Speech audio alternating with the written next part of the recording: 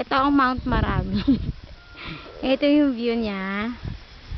Ayun ang Pico de Loro. Ayun ang Pico de Loro. Tapit Hopefully. natin. Ayan, nakikita niyo yan. Yun yung Pico de Loro. Tapos, ito ang Mount Marami. Wait, there you go. Yan. Maganda ang view dito actually. And Pa nga to. 360 degrees. Ito ay nasa Maragondon, Cavite. Campsite namin andoon. Ayan. Andito kami sa kinaingin na lugar. Medyo mataas. Hindi kami Kaingin na lugar. nakapag-summit. Na may tinatanim na gulay ng palaya. Ito si Mitch.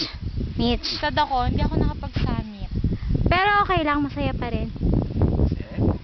At least, kompleto. Buhay pa. Leto. Ayan.